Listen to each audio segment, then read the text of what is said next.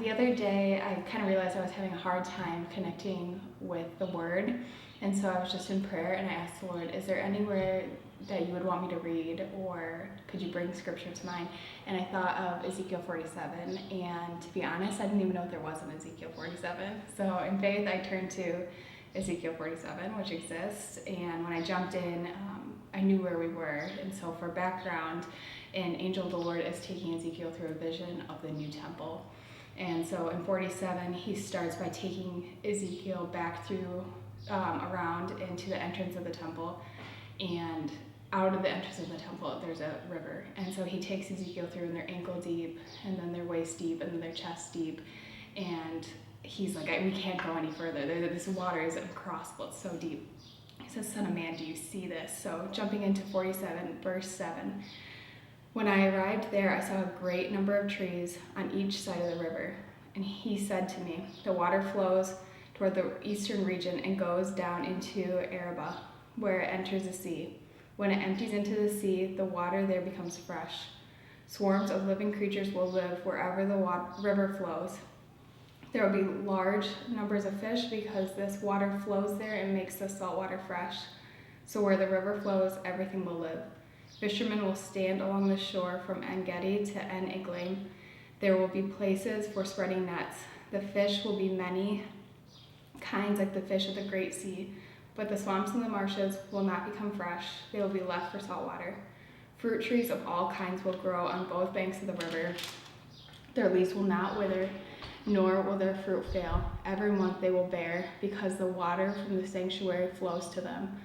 The fruit will serve for food, and their leaves for healing. And I read this 4 weeks ago, and I have just been chewing on it ever since. And I started to think of, okay, where are other places of great rivers? And so it made me think of Psalm 1, where it says, he is like a tree planted by streams of water, which yield fruit in its season. I was like, oh, well, that feels a little bit fitting. And then also to Psalm 36, where it's speaking of the Lord, and it says, they will feast on the abundance of your house being the Lord's. You give them drink from the river of your delights. And so I started to think about this idea of a river that brings fresh water with lots of fish and fruit that grows and trees that never wither. And I started to think of the Lord's abundance, which felt really confusing, honestly, in this time of kind of lack. It doesn't feel like abundance right now. It doesn't feel like we have everything we could possibly want. And so then I started to think about, what does abundance mean from the Lord?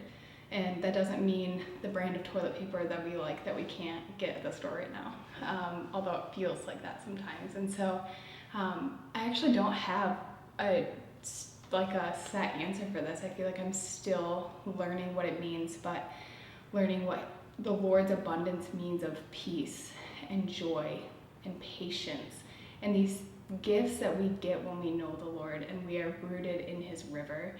And so I just encourage you guys to think about this week and ask and pray to Jesus and ask him, what does abundance mean to me from you in this time? And I'm still thinking about it, and I'd love to hear you guys' thoughts as well. But I feel like it's really important for us to remember that the Lord is a Lord of abundance and he doesn't change. All right, have a good week.